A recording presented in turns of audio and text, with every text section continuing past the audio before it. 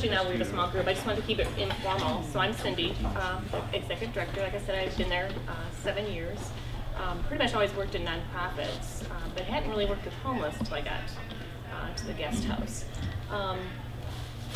What I want you to think about, I think the important thing is, oftentimes there's misconceptions about people who are homeless. So I guess first I'd like you to think in your mind, what are some images that come to your mind when you think of a person who's homeless? Just there's something there because we all have it, what that person is. And then take a look at the card that you have. These holiday cards that we put together, if you want, I have more if you want, there are all different kinds of faces. And Guest House serves men, women, and families. Do these smiling faces look like the image that first probably popped into your head? And that's one of the things that happens when people come to the guest house. And I'll tell you what happened for me. When I interviewed for the job, I was like, why would I want to work at a homeless shelter? And I had misconceptions and ideas and stereotypes in my head as well. And so, a lot of what we like to do is to really try to help people understand, who are the people that become homeless, and how does that happen, and can a person really find success and change? And the answer is yes. So I'm going to hand you one of these cards too. Thank you. The other thing I have is this bag. I like to have props, nice props. So when someone comes to the guest house, they can fit everything they own into a backpack, or maybe a grocery bag like this, or maybe they have everything they own on their back. So if I asked you all to go home today and go through your house and think, okay, now I got to live for the next couple weeks somewhere, and I got to put everything that's the most important to me in a backpack or this bag, what would you put in there? That's tough. Yeah, and so, again, trying to think, what might it be like to be homeless? I can't possibly think of taking the most important things in my life, and then it's even the important things, it's I gotta survive for a week. So I'm not even necessarily gonna put the most important things to me in here. I'm probably gonna be putting things in here that are a part of my survival. How am I gonna survive for the next couple weeks, couple days, or whatever?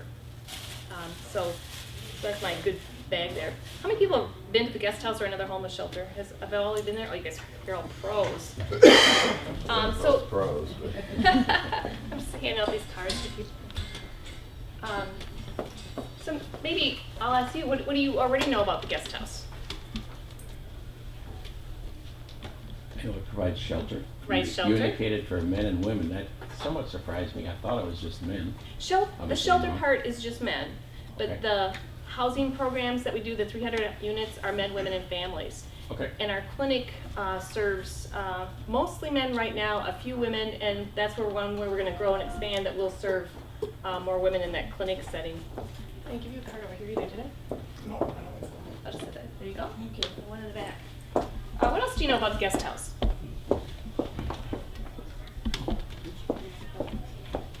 Anything else? It relies on volunteers. It relies on volunteers, and our faith-based partners are phenomenal. And thank you, St. Matthew's, again and again and again. We probably have roughly, Eric, my volunteer manager, we always kind of debate. He says 400 or 500, I say 600. But that's a lot of faith-based partners. It takes a lot of people. Volunteers to do a variety of many things. For the 86 men staying at the guest house, our meal program is completely volunteer. How many people have cooked down there? Does anybody cook? Serve. Well, so you know the kitchen. Yeah, it's not even fair to call it a kitchen, is it? So serving food for 86 men out of that kitchen is a little challenging, but we get it done. And what are the men like when you serve a meal down there? I think that's the thing that struck me, is they were so appreciative and so pleasant. So one of the things I first said to people is to think in your mind of the stereotypes of a person who's homeless, the image. And so now when we start talking about it, that is the thing that almost all of our visitors will say is, this the people at the guest house are just people. This could be my cousin, it could be my son, it could be my uncle. You know, it's just people. And things happen to people. Odell is a person who recently has come to the guest house. He's been there about 5 months now. Odell is a grandfather. Odell has been a heroin addict for 30 years. Heroin. So imagine he's even alive after 30 years of heroin use. And as many of the men will say, they get sick and tired of being sick and tired. And Odell got sick and tired of being sick and tired.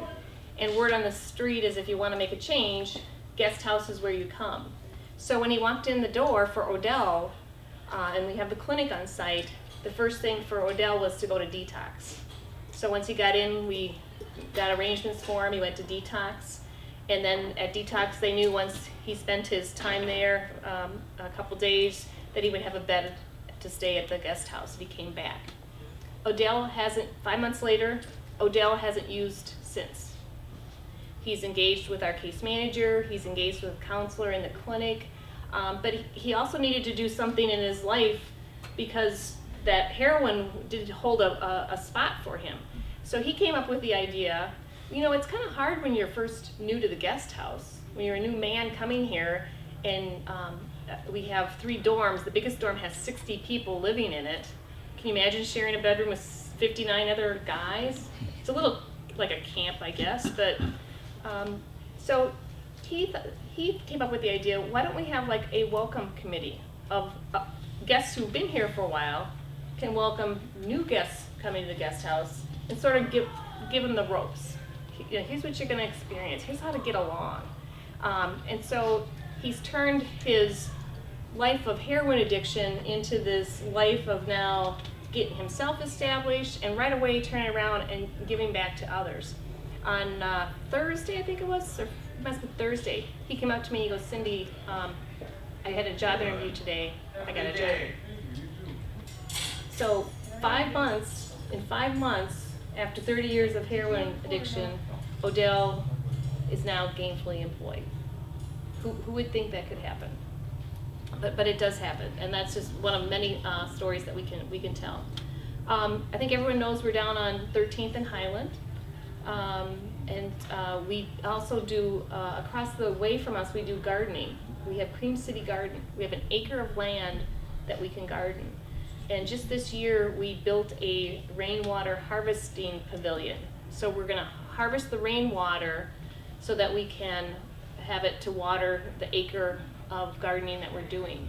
So why is the guest house gardening? What would you guess? What would you suspect?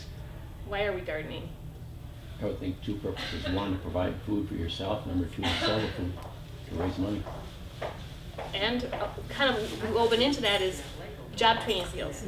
Good. So think of all the skills we can train the gentlemen coming to the guest house, work ethic, you know, we have actually a training curriculum, urban agriculture, so they go through this class and this training curriculum, so they get used to participating in that. Then they get a certificate, then they can put their resume together and start doing some job search. We try to use as much food as we can back in the guest house. It's a little challenging because we have our meal programs all volunteers, so somehow we have to kind of coordinate with the different volunteer groups bringing in the food. So we make it work. We do also donate, we do the garden in partnership with Freedom's Food Pantry, which is just right around the corner from us. And so we'll make sure a lot of the food goes to that food pantry as well. And then just the thing about being engaged and involved in meaningful activity. If I'm just sitting around all day not having anything to do, you know, that leads to all sorts of problems and issues. So having a garden there can really help men stay engaged and stay involved. So the housing programs, the other thing that we do, a lot of people aren't familiar with, is we really have what I call a whole continuum of services. So we talked about the shelter, the housing program, the clinic. We also run a prevention program. We can work with people who are at risk of being homeless. and that's single women and single men. So here again, we don't just serve men, we're serving women. And so if somebody is at imminent danger of becoming homeless, we can go in and work and connect them with resources so that they don't become homeless. Another program that we have that's somewhat new is called Housing First or Rapid Rehousing. So we could take somebody who's newly homeless and put them into an apartment right away. We pay their security deposit and their rent, and they could just get back on their feet, and then they're able to sustain it from that point going forward. So that's some other unique ways that we do services. So I think if you start to hear, the guest house is really solution focused. We're really trying to help people come up with solutions so they can end their cycle of homelessness. I can keep going through some of the stuff, but are there some questions that people have? Yes. Yeah, where do you get your funding? I mean, how are you getting that money to pay the deposit or whatever? Yep, that's my job. This year we're about a $4 million budget. Next year we'll be at 4.5 million. When I started, we were at 2 million. So we've continued to grow, but where we've grown is in that supportive permanent housing. When I started 7 years ago, we had about 40 apartment units. Today, 300. We're adding 25 more in 2015. The majority of our funding comes from government sources. Usually the federal government through the HUD, Housing and Urban Development. That's a biggest chunk where everything comes from. And then we have to do fundraising. We fundraise $600,000-$700,000 a year. From our faith partners, from private to public foundations. We do a couple events. Actually, the pastor came to our Key Classic.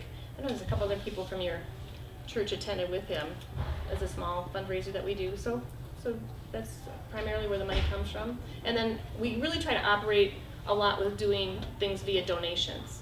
So 86 men, 86 beds, 86 blankets, 86 sheets, 86 pillows, 86 trunks so they can keep their things. Most of all that stuff we are able to do via donations from generous people like you.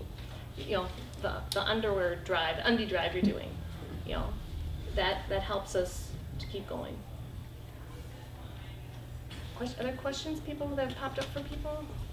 You mentioned these housing facilities where are those located? Near guest house or throughout the city or? And so let me say, first off, guest house rarely owns the property. So we usually partner with somebody, usually another government source that has the money to pay the rent, or we have a government grant to pay the rent, and we partner with the landlords. So for the most part, they're scattered all throughout Milwaukee County. They're in Whitefish Bay, they're in Shorewood, they're out here in Wauwatosa, they're in Cudahy, they're down by the guest house, they're actually scattered all over the community. And so the idea is that is for individuals with some type of disability they couldn't quite live on their own, and so they have a case manager who comes in and helps. They also have what we call a recovery support person. That's a person trained in alcohol and drug abuse and mental health. And so if that person starts using again or feels like using, or they stop taking their medication for their mental health issues, or they start to decline with their mental health issue, we have staff who can come in and then work with those individuals so they maintain their housing. So why is that good? That's good for all of us. Why is that good? Anybody know the answer why that's good? Keeps people out of costly institutions. Because if they de-escalate and they get in fights and they're calling the police and then they're going to might be going to the jail, they might be going to the hospital, they might, so we really are trying to work to keep people out of institutional care because that costs us all a lot of money. Plus, it's just not the humane way, we're not really taking care of our neighbors. Yes? How long do people stay in these apartments? Oh, good question. It's really supported permanent housing. So again, most of these people probably couldn't make it on their own. So our goal is that they really stay there forever, or as long as they need it. I can tell you though, just last week we had 2 people move out because they had gotten their lives all together. They don't need the support anymore. So that does happen, not to a lot of people, but it does happen for some. So they can really stay there. So our national outcome, what the government wants us to say is how many people remain housed. And we're always at 94, 95% of the people in our housing programs are staying there, maintaining that. You said you paid the first month's rent and the security deposit. If they are collecting, just say SSI or something like that, does that amount then change and you subsidize, so to speak, to So keep them there? the only program we do that for is the rapid rehousing, not for all those other housing programs, not the 300 units I was talking about, just Okay. to clarify that. And so when we do the rapid rehousing, the person has to have some kind of income, and it's usually not Social Security. That person is going to probably go on a different kind of program. So this rapid rehousing is for somebody probably who has a job or is just in between jobs and is going to start a job fairly soon. So this is also everybody that pays taxes. Whenever you work with the government, they have lots of rules associated to what you do with them. So there's a lot of government rules to all these different programs I talk about, and so it's just because of the funding and the way it works, that really doesn't become an issue in that program where we pay the security deposit and a few months rent. We can actually pay a couple months rent. Oh, okay. One thing I did say, I thought you were also going to ask me how long do people stay at the guest house. We have a short-term program and a long-term program. People in our short-term program can stay up to 90 days.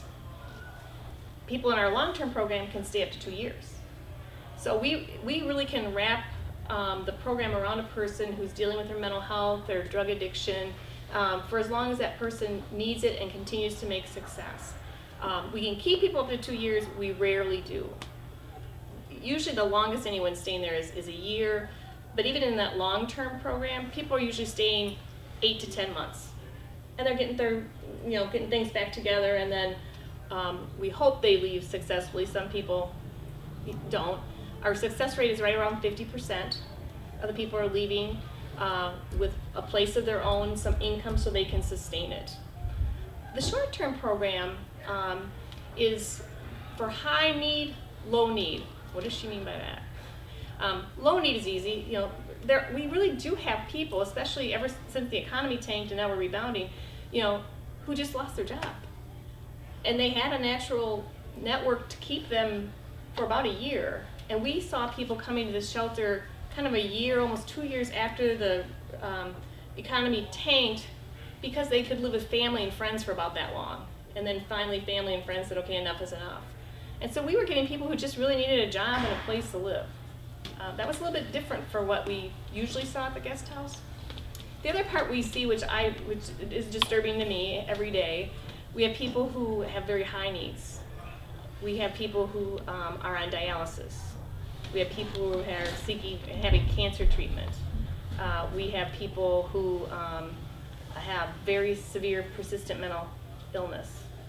So we're dealing with people like that really shouldn't be in a shelter. I had a gentleman call 2 weeks ago. He was hospitalized. He has MS. And MS, slowly takes over all systems of your body. When he called, he couldn't even get his sentences together to talk to me. He barely got out the words that he was having a bad day and he could hardly talk. So he happened to have his hospital social worker there. And I said, could I speak to that person? And he said yes. And I said, they were discharging him. And I said, we are a homeless shelter. This gentleman can't even put a sentence together. This is not where he should be coming. They kept him one more day. But if we didn't take him, he would probably be going out on the street. So we took him. So that's something we keep working on and advocating so that we really don't want to have to be serving people with those really high needs. You said you had a waiting list? Yes. How do people get on that waiting list? Yeah. I mean, where do they? We don't market. Where do they go while they're waiting? Yeah. That question and that question. So people either call or show up and say they want shelter. And then because we have this short-term, long-term program, we screen people to try to get them screened into the right place. And as you might think, the beds turn around faster in the short term, not quite so fast in the long term. So they could be waiting up to a week or two before they can get in. So where do they go? A variety. Some people can still have family or friends to stay with. They might go to a different shelter. Every shelter operates a little bit differently. They might be able to get into one of the other ones for a couple days. Some people are on the street. There are places, even in these coldest days, somebody who lives on the street finds the places by the buildings that have a heat output, for example, and they kind of set up shop there. Milwaukee, I don't know if you're aware, has a hot team. Has anybody ever heard of that? I went out on the, I rode with them. Okay. Yeah. Tell everybody what you experienced. Well, what's interesting about the city of Milwaukee, I don't know how other cities are, but they actually have a team. It's called the Hot Team, and the men who started it were the ones that we went out with. Oh, nice. And They're great officers. Yes, the officers know where all the homeless people are. They know and they take care of them. They were taking us around. I went out with Natalie and myself from Red Cross went out to count. That was the point in time? That point in time that we were counting homeless. So they took us, but they let us interview the people and work with them. And when you look at the overpasses and things like that, here's the bridge, they're up here. You can, they took us to the place, we went and talked to them and everything. And it's very interesting how some of them got where they are. It's not always what you think. It is, they are, many of them, one paycheck away from homelessness. It's just so hard to describe. They get into a situation that they just can't get out of. Right. I operate a soup kitchen in the city, in fact, 2 of them. Nice. And it's seeing the people come through in that, and talking to them when you talked about appreciation. There is a lot of appreciation. There's a lot of, yeah. So the homeless outreach team, the attempt there is, again, trained police officers. They actually modeled it after a program in Texas. And so they go out and find, and they know where people are, and they do it like a face sheet, basically a basic information sheet. So they get to know and build a relationship with these individuals. And these are kind of like the hardcore folks who, for whatever reason, and a lot of us probably can't understand it, they don't even want to come into a shelter. So the officer builds a relationship, and the Milwaukee Police Department has recognized it does none of us, and I keep saying us, it's our community, it does none of us good to put a homeless person in jail. Because they probably want to be there because that's where they get it's warm and a place to sleep and some food, and then in the meantime I'm getting a criminal record along the way, how's that ever going to help me end this cycle? But Milwaukee is really forward thinking and recognizes that's not going to get anyone anywhere. So the police officers are really trying to build relationships so they can hopefully make a connection with the guest house or the rescue mission or Cathedral Center or the other, any of the shelters, that we can finally get people to come in and accept some of the help that will help end their cycle of homelessness. You also commented about all the reasons. This was probably a couple years ago. We had a young man, he was in his late 20s, came to the guest house, and as we got to know him, found out he grew up in Cedarburg. Nice family, family intact. In his late teens, he became schizophrenic. He is, for whatever reason, we weren't there. We don't know what happened in the family, but was never able to get the help to deal with the schizophrenia. So he ended up homeless out on the streets. In his late 20s, came to the guest house, into our clinic, and one of the first things we were able to do for him was to get him diagnosed and the right medication. He only needed to take one medication, and within 30 days after that, his life was back intact, and he enrolled in school because he never had finished high school. So for him, it was a misdiagnosed, undiagnosed mental health issue that just needed some treatment. Now, it's not quite that simple for a lot of people, but that could be, again, your brother, your neighbor, whoever. When we think of mental illness, mental illness affects 1 in 4 people. So if we look around the room, and we don't have to share, But, I know lots of people who, I have family members who struggle with mental illness, not just you get down and get blue, but mental illness. And I know every one of you know someone. And they may be in your family, they may be in your neighborhood, but I know you know that. And then what happens for that person, if they don't have the right care, or they don't have access to the right kinds of resources, that too is someone who could end up in a shelter. And if someone's very ill, a shelter is not the setting they really should be in, which is why the guest house, again, solution focus, we have that clinic. It's always a drain on us financially, but we're going to keep doing it, because if we don't, we're not really equipped to deal with a lot of the folks who are coming into the shelters. The guest house facility, the men, is there an average age of men in there? Yeah, there's probably older than you might think. The average age is right around 45. He's older than that. Yeah.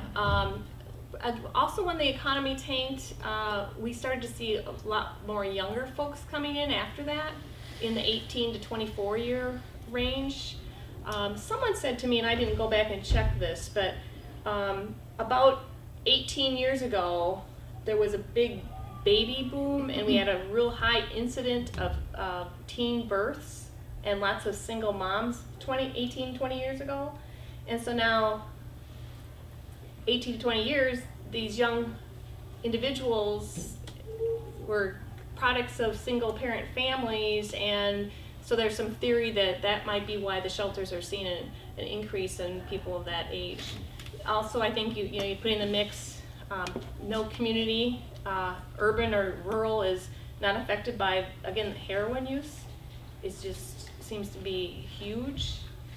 And so I think, some of those issues all kind of combine together. And do the men stay there all day long? Oh, a good question. We use a case management model. So every gentleman, the 86 guys, and I should just also comment that 7 of the beds we have set aside for vets. So we're the only non-veteran agency that serves vets in a shelter setting. But gentlemen are assigned a case manager, and the case manager puts together a plan working with that gentleman. And then, what are the issues that you need to work on to get back on your feet and end your cycle of homelessness? And then depends what their plan says. If I'm the heroin addict and if I walk out that door today, I know I'm going to use, the clinician and the case manager will say, let's have you stay in at least for the first 5 days. So that person will stay in. If I'm in the short-term program, I need to get a job, your plan says you got to go interview and look for a job, you better not be staying in for 5 days. You need to be out working on your resume, going to the library, looking on the computer for jobs, all those kinds of things. So it depends. So do the case managers or whoever help these people find jobs? Or, some people just don't know where to look, or they don't have any. Yeah, they have a background that isn't conducive to reemployment or employment. We So how do actually had an employment specialist for the past 2 years, and then funding cuts, we had to let the person actually left, and I couldn't fill a position because I don't have any funding for it. And so what we're trying to do, there's a lot of employment programs in the community, but it's also, again, stigma. Sometimes it's hard for, quote, our homeless guys to get in some of the traditional employment centers that are supposed to be working with people to get jobs. So we're having some movement on that and some good discussions. We still have more informal programs we do at the guest house. We work with men to, like, it's expungement of their record, for example. If it's a minor offense, we can get that off of people's records. And then it's just plain relationship building. We build relationships with employers also. And if anybody, you are in a work environment where you think your place of employment would take a shot on somebody who maybe had a little bit of a questionable record, we go about it that way as well. But yeah, you're right. And then, it's the age of computers. if you've been to the guest house, but if you were in our lower level, our computer lab is the corner of one of only 2 conference rooms we have. We have 2 laptops in there. That's our computer lab. So we have Marquette University students come in 3 or 4 nights a week and help with just plain basic computer skills or in searching for jobs and that type of thing. But we also, we don't want to be simply the hand out, we want to be the hand up. So if I'm a capable person and employable, what would anybody have to do if you're looking for a job? Find access to the computer. There's lots of libraries. There's lots of places to do that. So we really, if at all possible, we try to point the individual in the right direction to do this independently. And one of the things that you might not have thought about, but another huge transition for the men at the guest house is, when I'm in the guest house, there's 85 other guys. We have a staff of almost 50 coming and going at different times. And all of a sudden I move out into a place of my own. I go from being around 100 folks who truly understand what's happening for me to living by myself. It's a huge transition.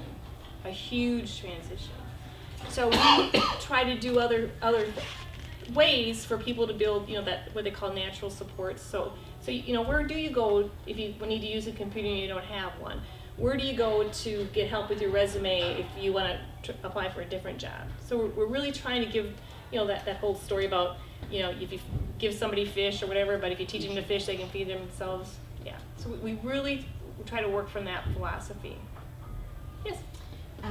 Just in my experience, I sense that the line between living in your own place or whatever and homelessness is pretty fine. It's pretty easy all of a sudden to tip over that line. And what's the best way to help somebody who maybe is really close to that line but not homeless? Our first inclination to do is go fix it for them, right? But one of the things we know is you have to meet that person where they're at. Again, that sounds very cliche and whatever, but the person has to want to do it. So by me talking to it, it's like, you don't have to go do X, Y, Z. If you don't do that, you're probably going to lose your housing. Is that where you want to be now? Is it a time in your life where you want to lose your housing and might have to live on the street, or might need to go to a shelter? Well, if that's not what you want to do, what could you do? What are some things you could do? And help them kind of be a part of a discussion, or bringing in people that they connect with. Very few times, the way the guest house operates, most everybody just comes to us, word of mouth, word on the street. Occasionally we'll get a family member who brings a person to the shelter. How successful do you think that is? It never works. It never works. It's only been a handful, about 5 people that I can remember in 7 years, and I just look at the family member and my heart goes out. I'm blessed. I've not had my 3 adult children, none of them were in that state, but if I had a child who, because of addiction or mental health, and wouldn't take the medications or wouldn't stop drinking, and they were living on the street, I would do everything in my power as a parent to get that person help, right? And it doesn't work. It doesn't work unless that person wants it. Yeah, and so that it's so unique of we call it engagement, or it's called stages of change. You gotta find where's that person at, and then, as sad as it sounds, sometimes they have to hit that rock bottom, and oftentimes they do. A couple of people came in later, one of my first things was, a lot of people at the guest house get sick and tired of being sick and tired, and that's the cycle that has happened for them. It's not an easy fix. No, but that's helpful. Yeah, we actually just this week, a mother came with her son. I would say, she was probably in her 60s. The son looked about 40, and brought him in for the screening process that we have. I mean, again, 5 people total in 7 years. Like, oh, okay, that's how it happens. We aren't gonna say no. Sat with him through the screening process, got him through that, and then he had to come back that night to get into the shelter. And I happened to be leaving at the same time they were waiting to get in for the night, and she came with him. And so she was asking me a little bit how it worked. She was asking me, he wasn't asking. And then when our staff person said, okay, John, it's your turn to come in, and I was walking away from the building and I heard him say, no, I don't want to stay here. And then the mom started pleading, and my heart was breaking. But I just kept walking, as cold as that sounded, but I knew her pleading with him wasn't going to do it. So it's hard, it's tough. But we keep giving hope. I said the guest house is a place of hope and restoration of dignity. We've had people come to the guest house 2, 3, 4 times.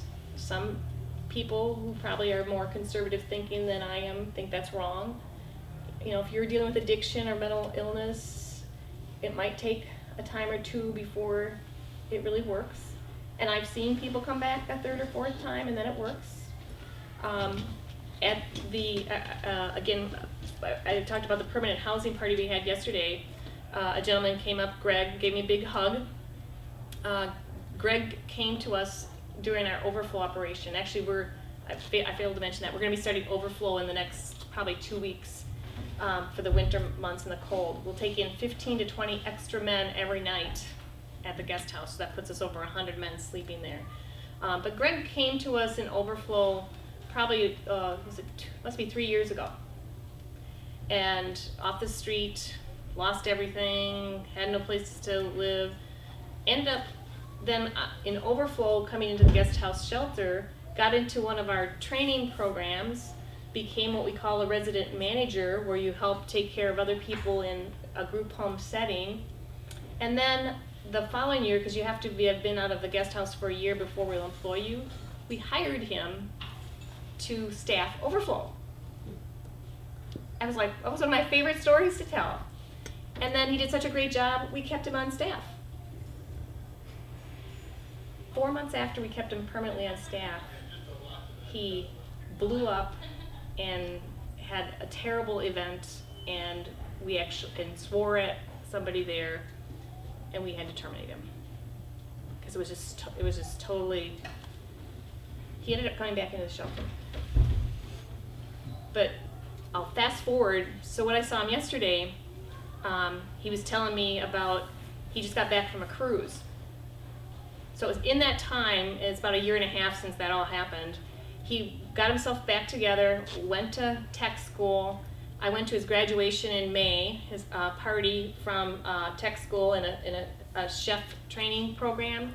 At his party, his wife and 2 beautiful adult daughters, I didn't even know he had a family, just charming, beautiful young ladies.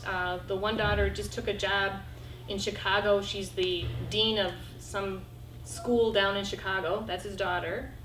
And what he was telling me yesterday is he's back in school now to get his administrative piece of running a restaurant or a restaurant business. But if we would have just gave up on Greg, any of those places, he couldn't have told me that story. And the other thing that's underneath there, what the daughters and the wife said to me in May when I went to his party, thank you for helping us get our dad and our father back. You know, these are family people. So yeah, it's tough stuff. Other questions? How long has guest house been operating? A little over 30 years. 2 years ago was our 30th anniversary, and we celebrated with 30 years of erasing homelessness. We had a big event. The Brewers Community Foundation gave us a grant and helped supported us for the whole year. And we did our 30th anniversary at Miller Stadium. It was so cool. It was a really fun event. And we're around 30 years more. We're actually getting ready we're in the process of a campaign to renovate and expand our building. It's $2.6 million. We have $2 million raised. So if anybody knows a half of a millionaire, we could use some help with that. What would that expansion involve? The expansion will be, so if you've been to the guest house, there's just to the north of us, as you look at the building, is an empty lot. We're going to add an 8,000 square foot building. And if you've been in the guest house, you get immediately the sense of how crowded we are and how everything is kind of fallen apart. So then we'll renovate the space that we have. In the new addition, it'll be kind of our administrative area and then our clinic. And we hope to, we will be expanding our clinic operation because we serve a population that a lot of people don't want to, and we're good at it. So that we'll do that, and then we'll just have more offices as we continue to expand our supportive permanent housing options, and then just upgrade the building so that we don't have the 3 dorms we have. The big one is 60, the next one is 14, and the next one is 12. So we'll downsize that large dorm from 60 to 46, so it won't be quite so crowded. Right now, every bed is bunked. I told you the average age is 45. Average age is 45. And I told you about the medical conditions people have. We have a lot of people who shouldn't be climbing up into bunk beds. Yeah. So I mean, but we do it so we can fit that many people in. Because it's like I'd rather fit 86 people and serve as many people as we can because there's a need. But now this will help us to be more dignified in how we provide services. A couple more questions that we can wrap up, but I have, I'll have, if you want them, I have some brochures on information about the guest house, if you want. We have this little fact sheet about kind of how many people we served and how we've grown over the years. I have more of these holiday cards. Be blessed. I really appreciate you guys listening to this. You wouldn't have to care, but obviously you all care. And send this holiday card to someone, and just know that you're helping someone have a big smile on their face. It doesn't take a lot. And thank you if you've been donating the underwear, if you're making the sandwiches. I know you're working on your project for the repairs for sandwiches for them. All of us, the guest house, during overflow time in the cold winter last year, we were giving out to people in the community 300 sandwiches a day. People coming and just needing food. So there's a lot of need. So what happens in those instances? People provide you the bread and the meat, and you make the sandwiches? No, or just the like you guys are sandwiches- doing it. We have tons. Just thank you for helping repairs. We have tons of partners. So people make usually people make the sandwiches and then they just drop them off. You guys are gonna drop off 75 sandwiches to repairs. So we have partners that do that for us as well. Okay. And then I also have, if you want a sheet here on how to volunteer or how to help, and it kind of talks. Eric Kepnick is our volunteer manager. Probably some of you have worked with him. So he coordinates all that if that type of project or in other ways that people can help during the holidays. Just a silly little thing. On Christmas Day, we do a holiday party for the men in house. And one of the things they like the most is cologne, and we never ever have cologne. And so, as far as I know right now, we don't have cologne to give away on Christmas Day. So if anybody feels inclined to drive for 86 bottles of cologne, let me know, or let Eric know. You mentioned doing things during the holidays. One of the things that always amazes me with the soup kitchen is people crawl out of the woodwork during the holidays to help. And do they think that the people don't eat the other months of the year? It just throws me sometimes. Well, that's, we say happy holidays. I think that's why I just have take the face along with you, or keep it somewhere. You're absolutely right. This year we've really driven, so we aren't going to have this issue. But last year we had solid meals, volunteers coming in up till January 1st. January 1st, boom, nothing. We had no meals for the first 2 weeks of January. And I walked in on New Year's Eve day, and a lot of staff were gone, and Eric and I happened to be there. And I'm like, Eric, no meals for the next week, because we put it up on a board for those of you who've been there. He goes, yeah, I know. Everyone just kind of, we're people. We just get caught up in the holidays, and then all of a sudden it's just something different. And he goes, well, I can put it out on Facebook. And I said, all right, sure. Let's see what happens. Well, United Way, we're a United Way agency. I should say that. I keep forgetting. We're a United Way agency. They saw it. They retweeted it. Eric and I were nonstop on the phone with people calling and wanting to help. So I think people just need to be reminded. And we raised $10,000 in 3 days without ever planning to. That's wonderful. Because we just put the need out there, and that's how people responded. And then we were able to get meals set up, and everything worked out great. But this year, Eric actually did things a little bit differently. We have all but one day in January covered for a meal. So Do you still have in the summertime, kids stopping by for food? we have all, yeah, we have all ages. Sometimes it's kids on their own. Sometimes it's young families. Yeah. There was a father with a 5-year-old, wanting shelter, and we can't take children at the guest house. It's just, yeah. That doesn't happen a lot, but it does happen. I see we're about 1:45. Is there one last question? If anybody, I'll leave these handouts on the piano. If anybody is not on our mailing list and would like to, you can just leave your information here, or if you have a card, I can do that. Again, thank you to St. Matthew's for all the ways that you help us. Thank you. Thank you. Thank you. Enjoy.